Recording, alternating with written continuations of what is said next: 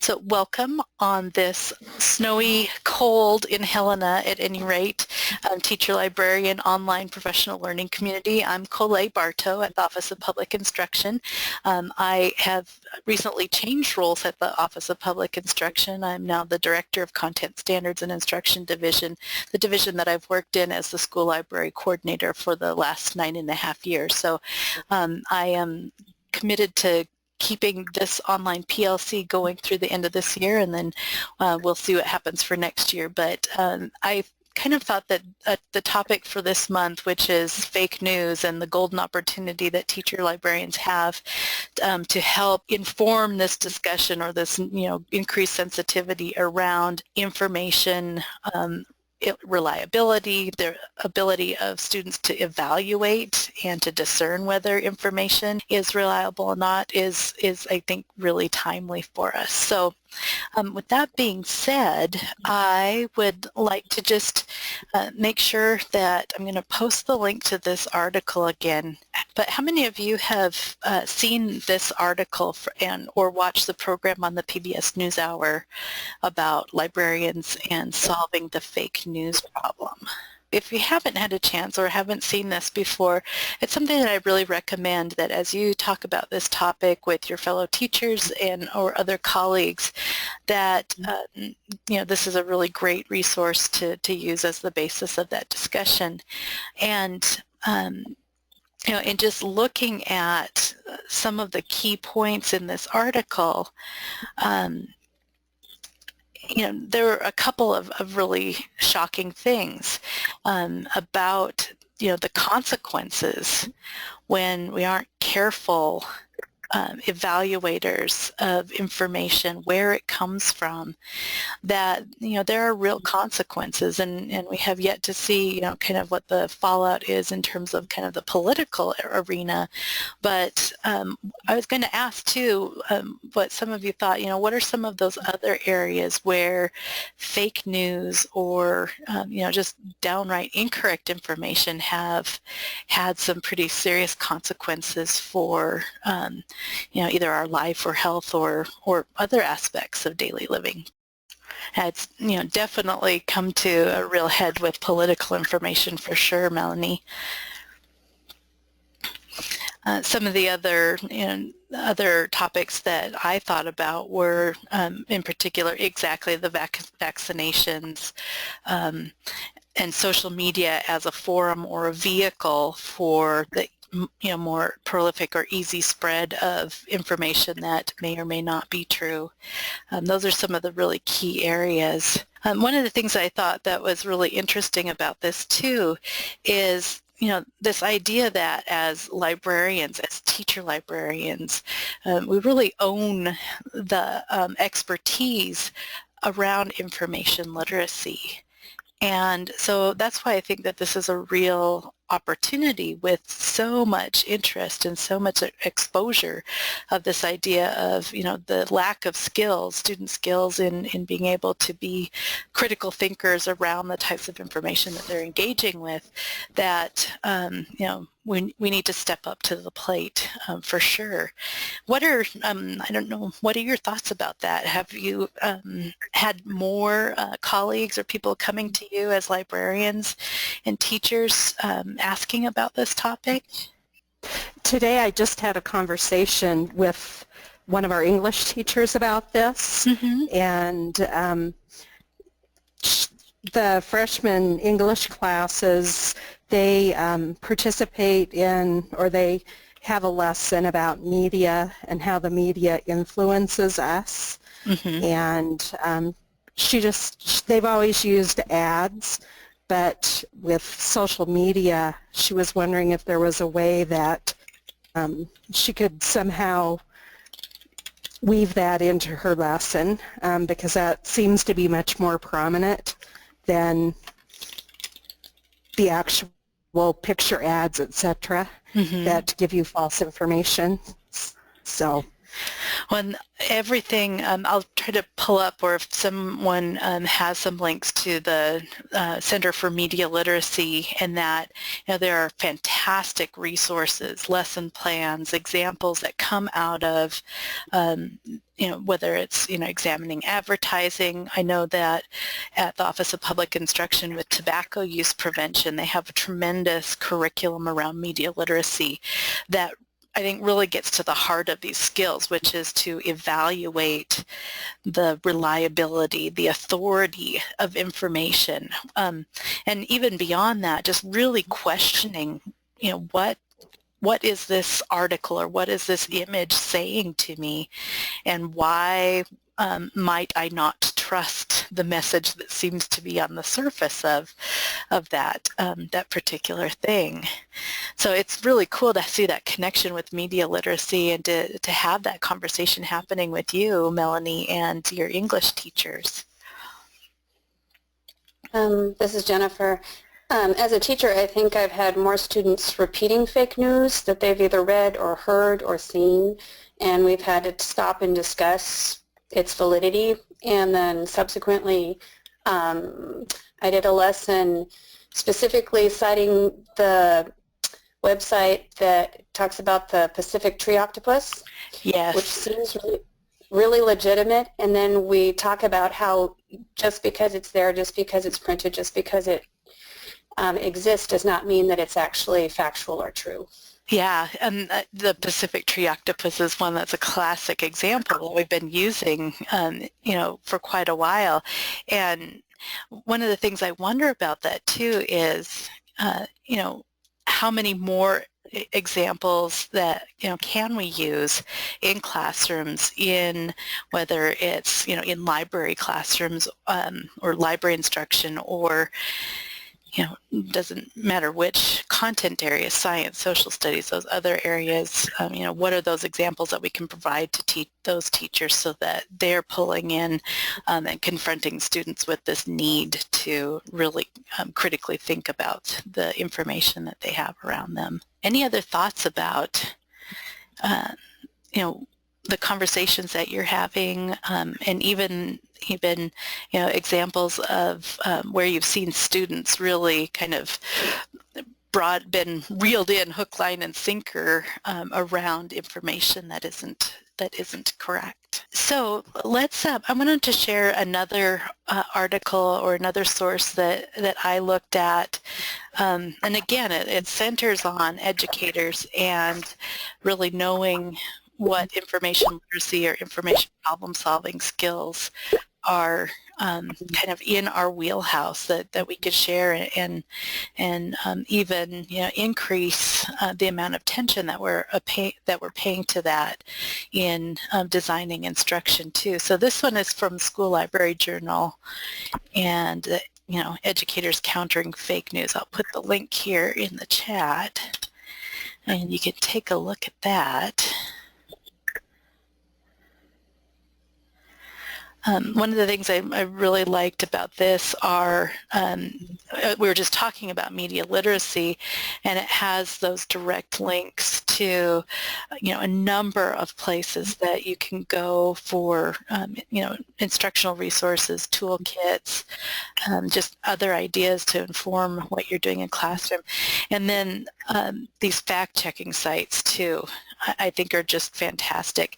The PolitiFact one, right now, that's probably going to, if we're focused on some of the political news that's out there, that's a fantastic source to be able to look at.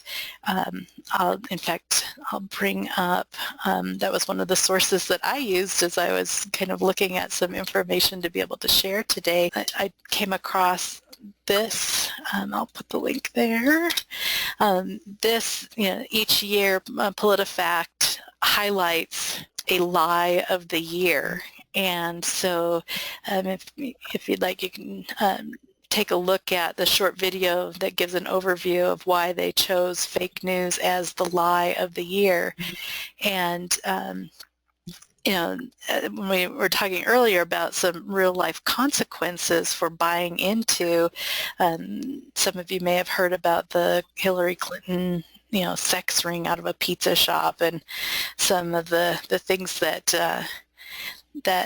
came out of just simply buying into information that was absolutely not true.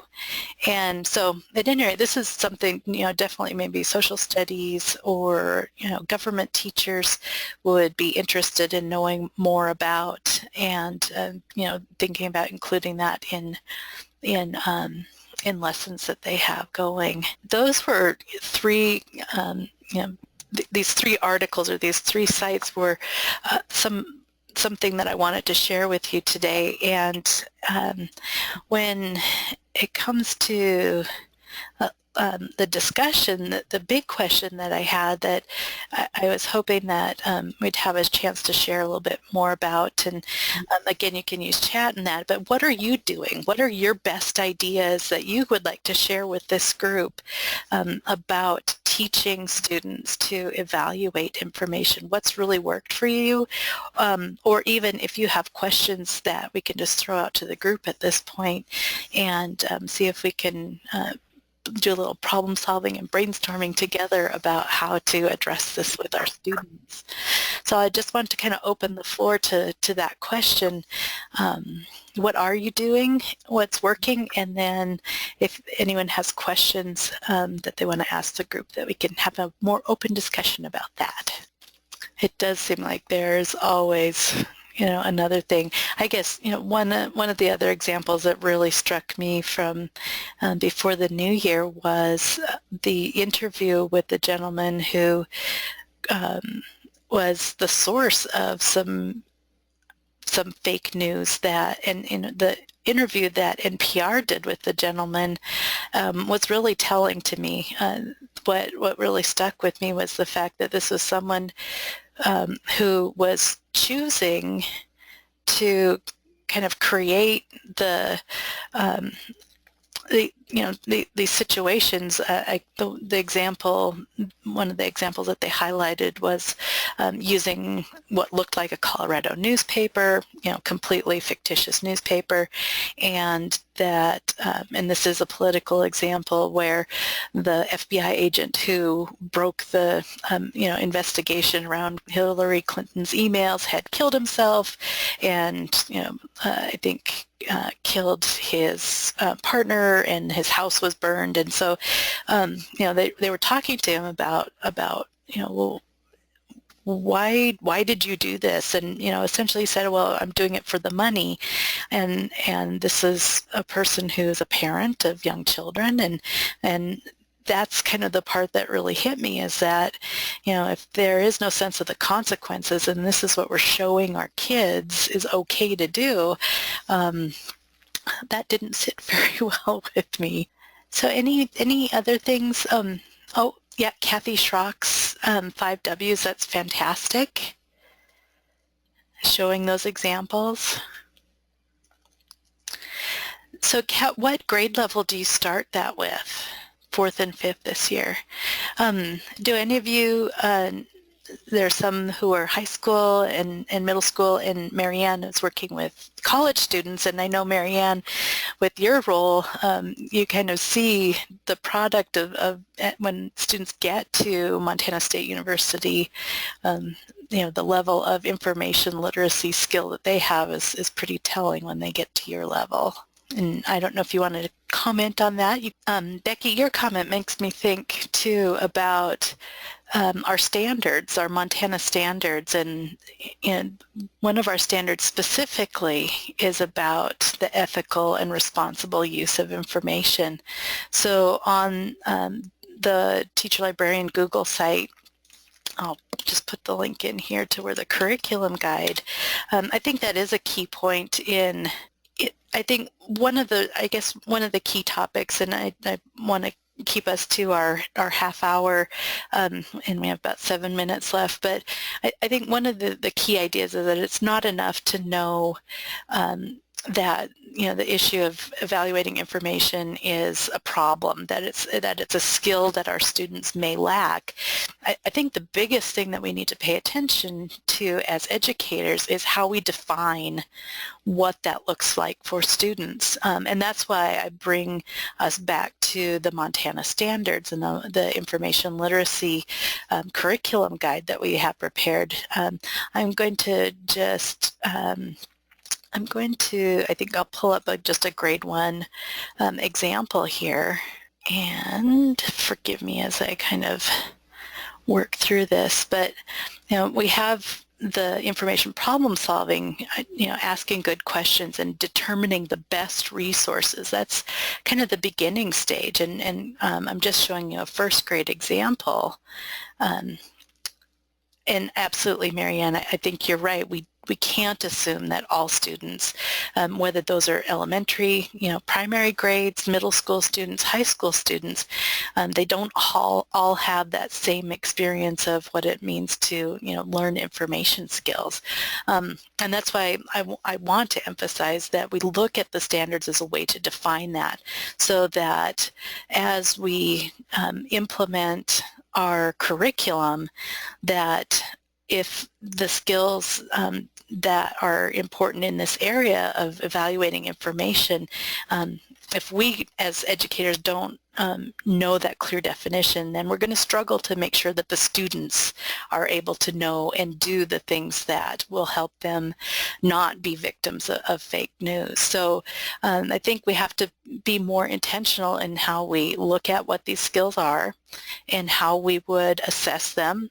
What are the types of projects and ways that students can demonstrate that they can do these skills. I think that takes really careful and thoughtful planning. So if we look at Standard 2, which is locating sources, using information, and presenting findings, those are really digging more deeply especially in using information and making decisions about what is good information, what is not reliable information, what are the criteria that we need to apply when we're selecting the information that we want to use. And that takes practice, and I think it takes practice from K through 12, that when we look at these standards at the primary grades, we're not talking about research papers. We're talking about the skills that students need to grow and apply so that they can write the research paper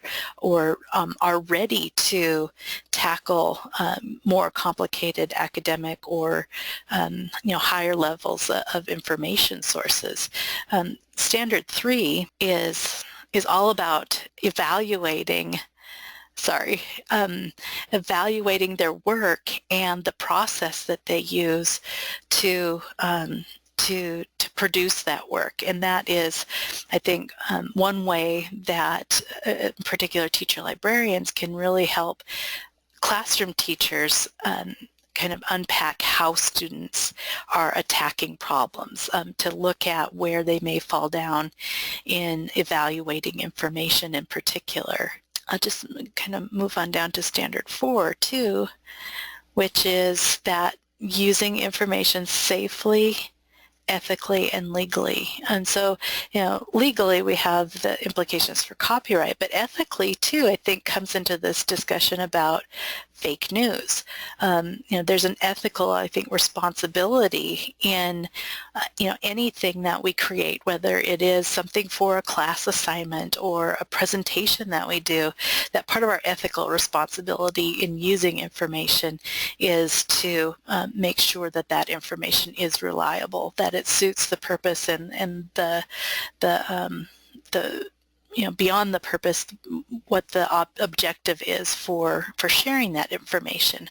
So we have these things in our standards, and you can look at this curriculum guide as you have a chance to kind of dig into the nitty-gritty of what does it mean to be an information literate student. If you are interested in enrolling in the online course that's associated with this online professional learning community, I'll just take you quickly to the Teacher Learning Hub site. You can, when you go to this page, learninghub.org, support.mrooms.net.